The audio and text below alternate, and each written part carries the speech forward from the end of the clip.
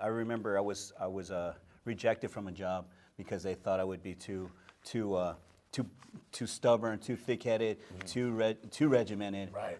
Is that something that that kind of discriminatory thing happens to a lot of veterans? Do you think? From the stories that I've talked to, it does. Yeah. In fact, I have talked to people about coming in and applying, one of my programs, and they were like, well, this ain't the Navy. This isn't a ship. It isn't battlefield, and so forth. True. But what crosses those barriers is the willingness to explain to people their role, starting with why, and then also displaying a level of care for one to another. Because the thing is, though we were very regimented in our days in uniform, what we also had is a responsibility to that person to grow them as a person beyond just their professional competency, which is different. And so we have the innate ability to express a level of care for others. Unfinished business, I've got more to give. I'm not done yet, 'cause life persists. Hey, what's up, guys? Welcome to Unfinished Business, a podcast for veterans pursuing new life missions. Raymond D. Kemp spent over 2 decades leading in the United States Navy, guiding thousands through the most challenging situations. But his journey didn't stop there. After his career in the military, Raymond took his lessons he learned in the Navy and applied them to civilian leadership, empowering others to rise and lead with purpose. In this episode, Raymond does a deep dive into his leadership philosophy, how veterans can harness their unique strengths to succeed in civilian life, and the role vulnerability plays in building strong teams. He'll also share how embracing failure shaped his leadership style and how veterans can turn their struggles into fuel for success. This episode is packed with actionable insights that will inspire you to take a bold steps in your journey. Whether you're a veteran or someone striving to lead with purpose, this podcast is just for you. Raymond, it's a pleasure to have you. The Unfinished Business Podcast, a podcast for veterans pursuing new life missions. Raymond, I saw you and I got to meet over at the Fellowship Power Lunch event a few times, and I was mesmerized when we got to share in a conversation that we were part of, and also to get to hear you speak as well. And it was inspiring to hear your thoughts about leadership and your journey in the military. And I got to tell you, I said, man, I have to have Raymond eventually on the podcast, and this was the time, man. Super glad. I'm so happy to have you here just to get things started by honoring your military career. If you could share what that looked like for you. That'd be great. Sure. And let me say, it's a pleasure to be here. Thankfully, we did meet at Lisa Kay's event. It was Sherry James at Phoenix Speaks that introduced me, to those luncheons. Super happy, incredible ladies.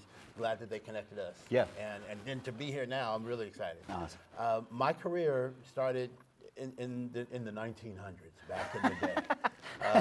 So in 1986 is when I joined. Now, for the listeners, I don't do math in public, but 1986, 20 years before that was 1966. Very, very tough time with regard to civil unrest in the United States. And regrettably, a lot of that discrimination is how I started my career. Some of those folks, the leadership that I dealt with, were adults in those really trying times. And so the number of times that very polarizing word, that word so polarizing, we don't even use it anymore. We just say the N word, was one that was just slung around with regularity. In fact, when I first got to my first ship, the most important person you meet is the one who puts you in the various different divisions on the ship. And he was slinging that word around like it was cool to do. And my thought was, this is 1986. Martin Luther King's birthday is now a holiday. How in the world is this language still authorized? But no big deal. Just give me an opportunity to put my hand to the plow, do my best, and see what happens. And I spent the rest of my career doing just that. Give me a chance, and let's just see what happens. And so resilience was built into me. But 33 years on active duty, started from E1, made it to the rank of Fleet Master Chief, and there's 330 some odd thousand people in the Navy, and there's 4 Fleet Master Chiefs. I was one of them. In fact, I was a senior one of them.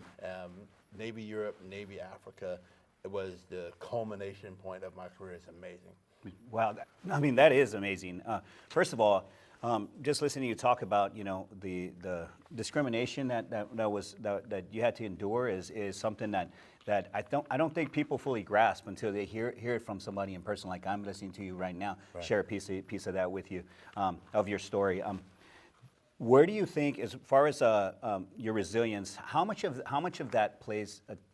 How much does culture play a part of your resilience? Well, it has a lot to do with it because some might say, and I'm not one of them, but some might say, I cannot be what I cannot see. And so they have, when the culture has been created in such a way where people realize there is a light at the end of the tunnel where success is going to happen, the dream that Martin Luther King often has spoken of, and we often refer to, that we might be judged by the content of our character. And that's important. However, it didn't play that much of a part for me because I had never seen a black person in the roles that were coming up next for me. I was the first black person to be selected as the Fleet Master Chief of Navy Europe and Navy Africa, and that was just in 2016. So we're talking about relevant right now, still measures of discrimination. What I know though is that when leaders create a culture where there is, I'm going to use a bad word, forgive me, inclusion is really possible, then what happens is that people realize, oh, there is a chance. This really may be a meritocracy. And I'm talking about Novo construction or the military.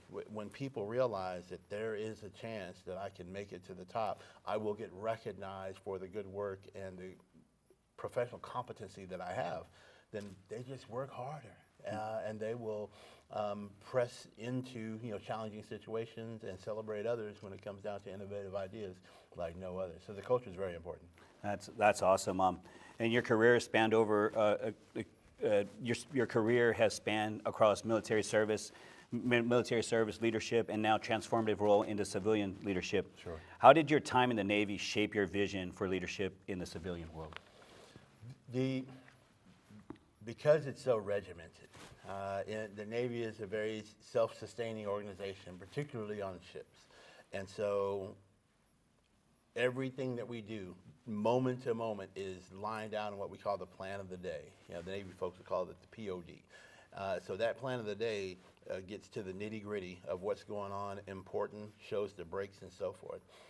For me, because I was so regimented, I was looking at the professional world or the corporate world in a very, very right angle, way, and it's just not that. The good thing is that as I promoted my way through the Navy ranks, those things the plan of the day went away as well, and so I had to learn to, be creative and do more of a assessing type of leadership style. And so when I transitioned outside of the Navy, which is really tough, by the way, I will admit that. It was a very tough transition.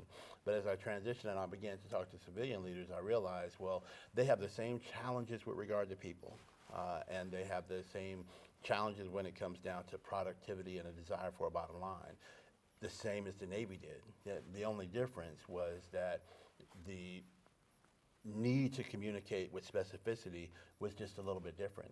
And so once I understood that, understanding that there must be honor, courage, and commitment in what we do, then it made the transition really, really easy. But what gives me the advantage over other people is I've led very large groups of people, and I understand what that high level of formality means, and the willingness to do it, because if you're not willing to start with why, you're going to have challenges always.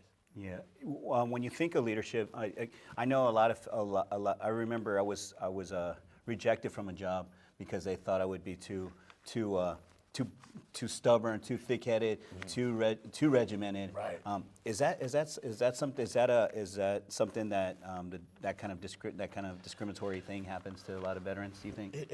From the stories that I've talked to, it does. Yeah. In fact, I have talked to people about coming in and applying, one of my programs, and they were like, well, this ain't the Navy. This isn't a ship. It isn't battlefield, and so forth. True. But what crosses those barriers is the willingness to explain to people their role starting with why, and then also displaying a level of care for one to another. Because the thing is, though we were very regimented in our days in uniform, what we also had is a responsibility to that person to grow them as a person beyond just their professional competency, which is different. And so we have the innate ability to express a level of care for others. And so understanding how to articulate that will kind of soften the fear of that civilian person who may see, a decorated veteran walk in thinking, oh boy, they've got all these rules and these things, and then we're not necessarily, flexible. The reality is, you think about those soldiers, sailors, and Marines and airmen that you led in your career, the level of care that we had to give to them made us very malleable. And so it starts off as an issue, but when we can talk it through, we realize, okay, we're the same. Yeah, I like that fact that you mentioned why. You have to know the why, so you know how to navigate through that journey. Veterans often face unique challenges when stepping into new roles. What do you believe is the most powerful tool a veteran can bring into their new life mission? The most powerful tool that we can bring that seems almost natural to us is the discipline that we gain. That discipline oftentimes came from that regimented lifestyle, but we bring predictability, we bring the ability to stick to a schedule, and most importantly, we bring a measure of loyalty that is just uncommon in our society now. Those three things set us apart from everyone else. Yeah, that's true.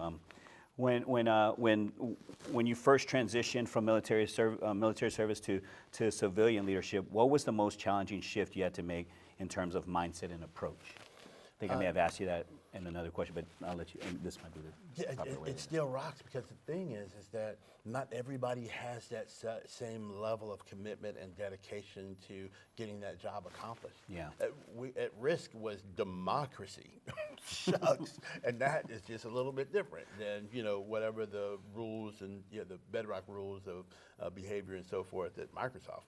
And so that transition of people's having a different level, not just of competency, but a different level of commitment to getting the job done with the we, not me perspective, that was almost confusing at how siloed some organizations were and how selfish some of the leaders were.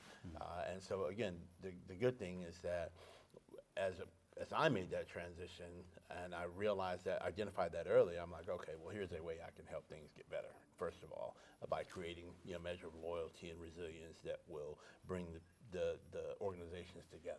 Yeah, I know we were both at the Bob Tiede event when he was talking about leading with questions, and he talked about how he used to think he was a dictator, right? I think that's the way he described himself. That's right. Do you think that was an approach back in the 1960s as well, as you were mentioning? You mentioned some stuff about 1960s and that Right. approach, and how our leadership has evolved with leading as answering the question why. Sure. Yeah, it definitely has. In days gone by, that authoritative, dictatorial type of leadership was okay. We were built for that, if I may. I was born in the 60s, raised in the 70s, and so born in the great nation of Texas, raised in Oklahoma, so because I said so was just part of life. The knife hand was just part of life. And so when someone said to us, hey, go do this, we would take off and go do it because we were told to do it. The thing is that at some point or another, why we were doing it would catch up with us. Sometimes before we were done, or sometimes on the way, sometimes afterwards.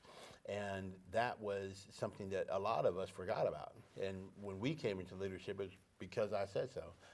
Now, with this young generation, because I fully believe that they are as dedicated and committed as what we call the greatest generation. I think they will still run through troops and jump over walls as long as we're telling them why. If we start with why, that changes the entire perspective of the reason that they're doing something. The very big difference from my perspective, Eric, is that when we entered our respective careers, we had no idea what the people who had been there 5, 10, 20 years knew. These days now, when young people join the workforce, because we have this World Wide Web, likely in the palm of our hand in the form of a cell phone, they can have as much information about the business and the organization as we do. And so what must happen, the nuances of leadership have changed significantly. We know the why different than AI. Yeah. And so because of that, that is crucial and a very big difference in the way we lead, no matter what the organization is.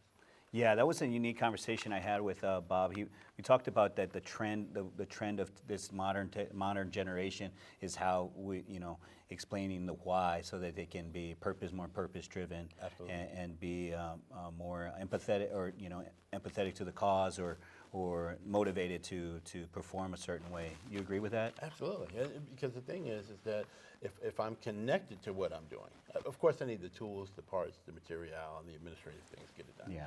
But if I'm connected to the cause, the why of it all, then again, the level of dedication and loyalty is just significantly higher. The reason that that greatest generation I would refer to from World War II was so committed to excellence and the fair treatment of all was because of Pearl Harbor. Now, before Pearl Harbor, we were not, as a nation, we weren't necessarily so bought into World War II. But after Pearl Harbor and the attacks that happened there, totally different. Very similar to 9/11. When 9/11 occurred, there was all kind of people with their hands up because they knew personally what that attack meant, and we were connected to that. As we grow away from that, and we just shift that from the defense of our nation to the corporate world, if you're not connecting people to the reason behind it, I'm not sure how long they're going to stay or what their dedication will be. I want to circle back to how we originally started this conversation. We talked about ethnicity and how what you had faced when you were first in the military. Sure. How have you seen that evolve over time now in the corporate sector? You're in the private sector now, and Sure. I'm sure you do some stuff with the military in some way. Speak to that a little bit more. Sure. So these days, by the way, this is going to be a long, there's not much difference. So these days, what has happened is that there have been a measure of rules and regulations that were initially established that said, hey, we have to stay within these left, right, lateral limits, make sure we treat women this way, we treat these minorities this way, and accomplish the goal of the organization. Well, what has happened very recently, we have started to take away those left, right, lateral limits, and we've started to take away those rules. And so, regrettably, what starts to happen in those instances is that measure of treating people with dignity and respect ends up being graded on the curve, because now there's not a requirement for a certain ethnicity group or a certain minority group to be allowed access into a certain school system or into a certain business, for that matter. And so what I discovered is that there will not be a change until people who are not impacted are offended. There will not be a change until people who are not impacted are offended. And so if we go back to the 60s again, the Jim Crow laws and all that discrimination was fine, for people who weren't there and weren't experiencing it, until they saw the police with the dogs and the fire hoses and so forth, and those people who were not impacted were then offended. Then laws began to change. Regrettably, that seems to be the Western way. It seems to be the American way. And so we have had a modicum of change with regard to discrimination, and whether it be through misogyny and the unequal treatment of women, or whether it be LGBTQ, those folks. Until those who are not impacted or offended by the way we're treating them, there will not be the so-called even playing field. So we talk about it, we walk towards it, but the more rules that we change to prevent that forcing mechanism, the less likely it is to happen from my perspective. On the flip side of that, what do you see that has been that you see some positivity over? Sure.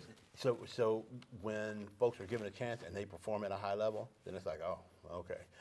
In days gone by, I think that people would say, hey, this is that one person amongst that group who's special. Now we're realizing, oh, so we don't just have to pull and spend the amount of money that we need to pull from an Ivy League school. We can also go to HBCU. They got smart folks there, as well. And so people are proving it. And so that's the thing from my perspective, Eric, is that if you give everybody an even chance and let them perform and let us just pick the best and brightest for the job, then we win. And that's beginning to happen more and more. And so because that's happening more and more folks are realizing, oh, okay, there's other places where we aren't doing that. We need to do that over here as well. And so that's working out very good for most people. Wow. You know, I have a story that when we were talking about this, how this story resonates with me when we're talking about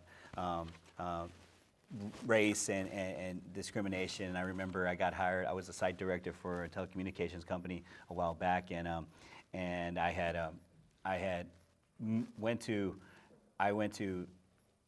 was building my own team in Amarillo, and and some of the individuals that were coming from Nebraska, and they were coming from Norfolk, Nebraska. So it's just like, you know, corn-fed boy, whatever. I don't know. Okay, so I get off the plane. And they said, "Oh my God!" Like, because my name's Eric Christopher Rush, which is not a predominantly Hispanic name. I get off the plane. I said, "Oh my God, you're Hispanic?" And that's the first words I was like, what? Like, you know, and it made me feel, and all these guys, you know, everyone was like, okay, we're going to go down this road. Let's go, you know. Well, let's bring it because I'm your boss. You know? Yeah, let's just hop on. Let's spend a lot of time there. Yeah, because you might not be here for long, you know.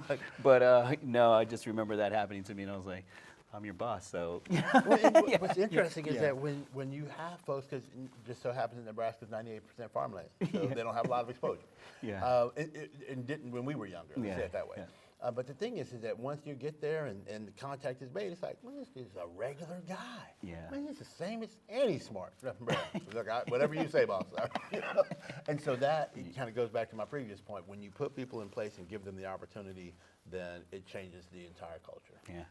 But the guy who was doing it was like, you know, he was the whitest of white. anyways, so, let's see here. What role does vulnerability play in effective leadership, and how has it shaped your approach to leading teams?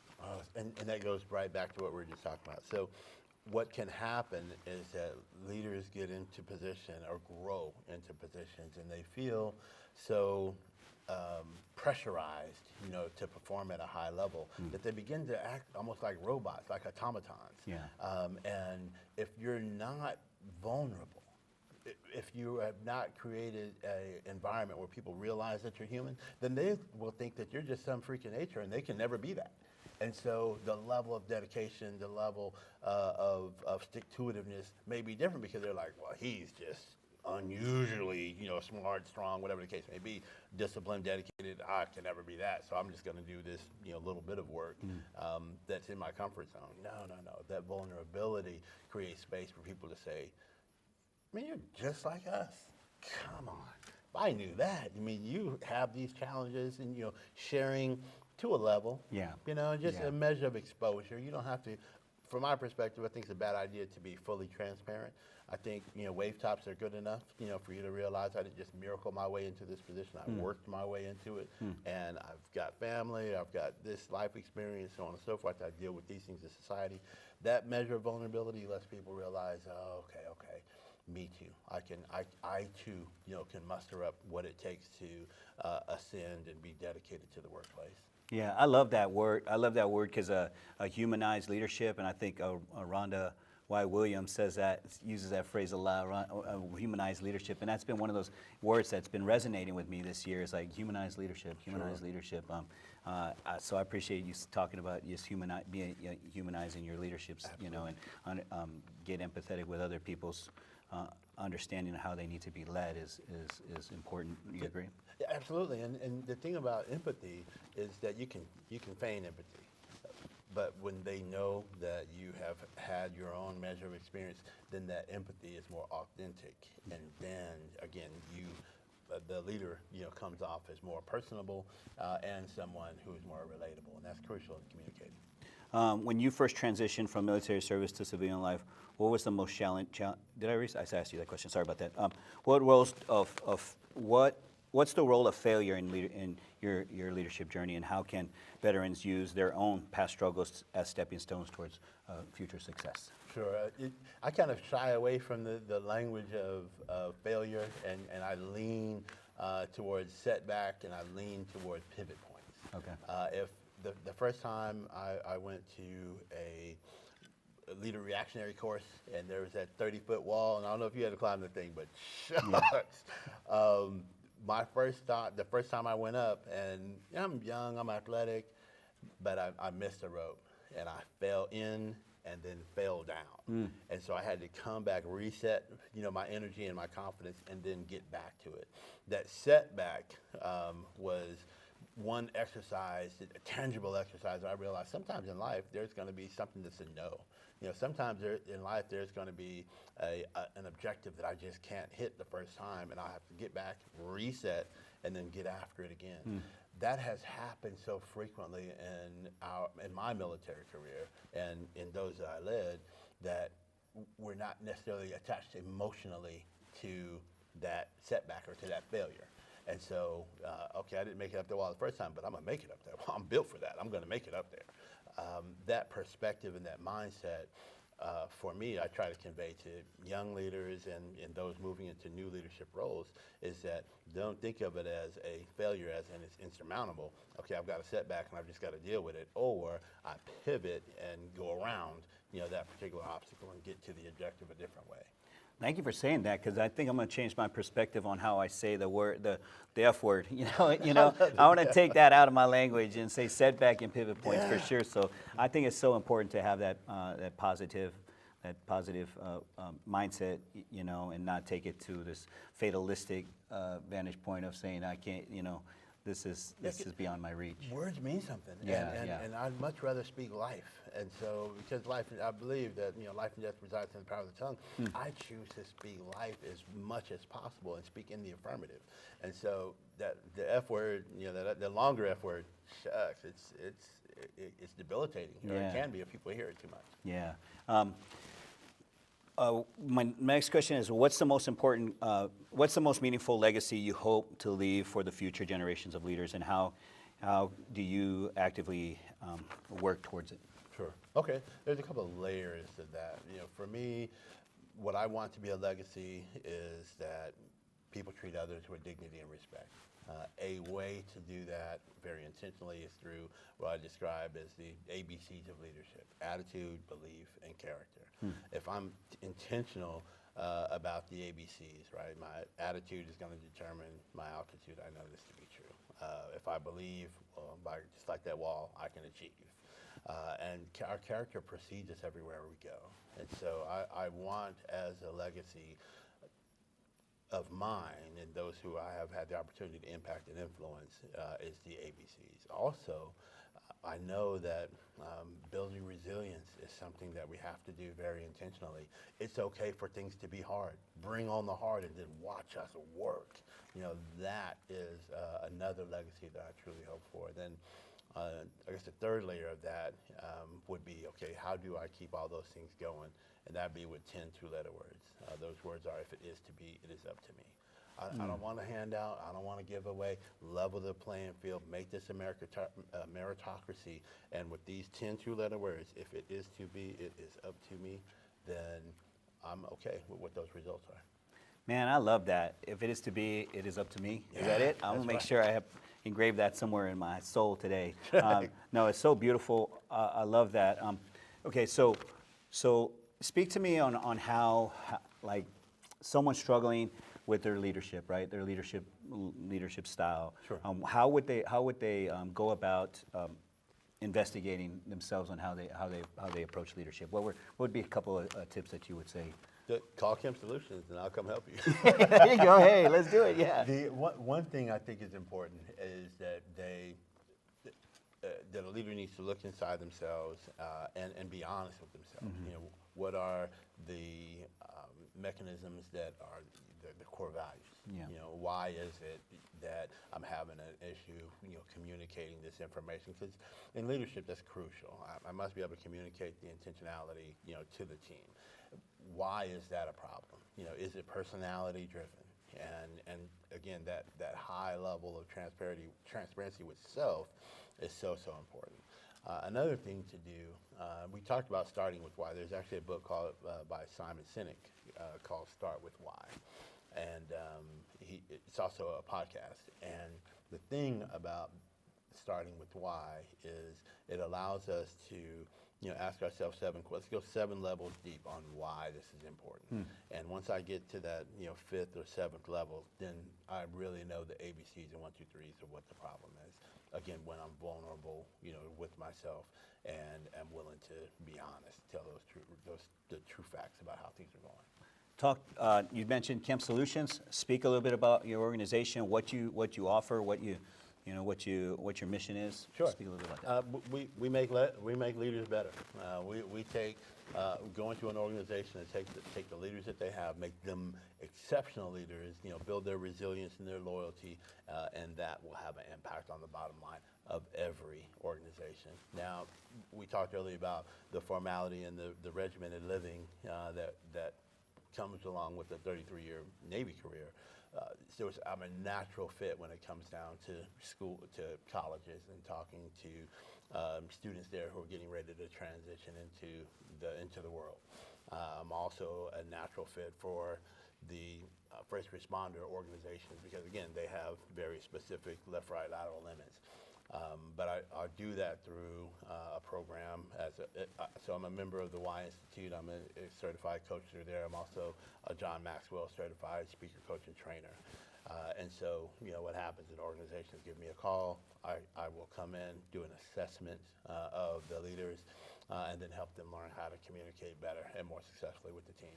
Wow, I love John Maxwell. His approach. I took one of his courses many years back, and I was like, wow, it brought a lot of information up to the surface about how I needed to evolve on my attitude, for sure. And John Maxwell has copious amounts of information, and I think when we take his information, he's been in the field for over 40 years. We take his information and weave that into Kemp Solutions, military experience, and the evolution of how society is going, then it's just a recipe for something magnificent within companies that bring us in. Awesome. Before we started shooting, we started talking about you were involved in a project with Tyler Perry. Yes, Let's share a little bit about it. I said I want to make some time to have a little bit of this conversation, man. The pictures, I was like, who is this star-studded event? Like, speak to a little bit about that. So it turns out the President of the United States appointed me to the American Battle Monuments Commission. So I'm a commissioner on the American Battle Monuments Commission.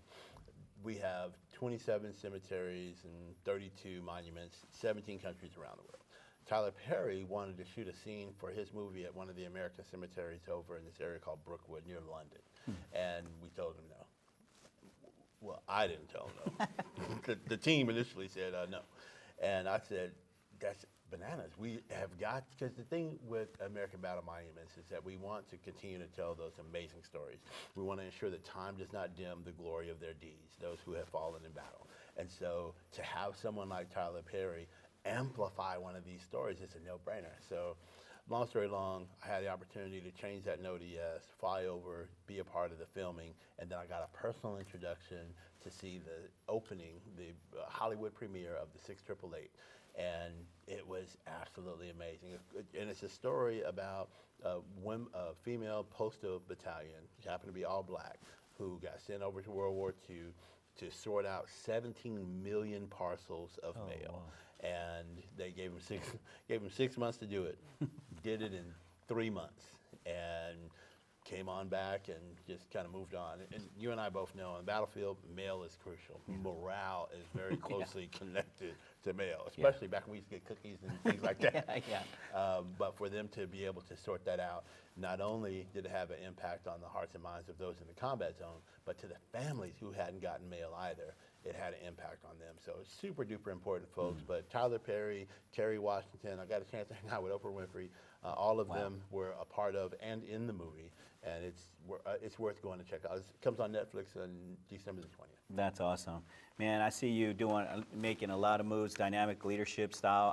I really enjoy seeing all the pictures that you post on you, just being upfront, and upfront, but leading from behind, both kind of doing dual types of leadership, and I really admire you a whole lot. I'm very fortunate to spend time with you today. Before we wrap up, I always have this section as a shout out to a person, an organization, whoever you want to speak to right now. Sure. So I kind of got a little bit at the beginning, but let me go back to Sherry James and the folks at Phoenix Speaks. What an incredible group of folks who have created space for me to meet you, get connected in other places in town. But more importantly, they are in the mental wealth space, and they are helping curb those numbers of suicides in young people. And so it's an honor to be connected to Sherry James and Phoenix Speaks. Last question. You've had a remarkable career shaping others. Looking ahead, what are the new missions or projects that you inspire the most, that inspire you the most at this stage in your life? I'm really kind of fascinated with what AI is doing and how leaders will shift the relationship in the workplace. And so what is the evolution of AI, when it comes down to social interaction and friendly leadership is kind of what I've been kind of walking the path on, just to see how can we be as effective as possible with the advent and continued growth of AI and technology. Yeah, it's a pretty big resource now, and I just see, you're right, the creativity, innovative thinking, stretching your mind, being able to visualize things differently has been a beautiful asset for me to be a part of with AI as well. Sure. So I appreciate what you're saying. Raymond, I want to tell you thank you so much for being on the podcast. I think you could actually be on my other podcast called Next Level Thinkers, a Charting New Horizons of Brilliance podcast, where we talk with innovators, thought leaders, and that kind of thing. So let's see if we can get you on that one as well, and talk about how we can evolve as in leadership and that kind of thing. So it'd be an honor to do that and talk about Kemp Solutions a little bit more. Already looking forward to it. All right, guys, that's it for Unfinished Business, a podcast for veterans pursuing new life missions. I always say, have peace and light in you, and remember that the ocean refuses no river. Unfinished business, I've got more to give. I'm not done yet, this life persists. This is my story, my unfinished business. I'm not done yet, this life persists. This is my story, my unfinished business.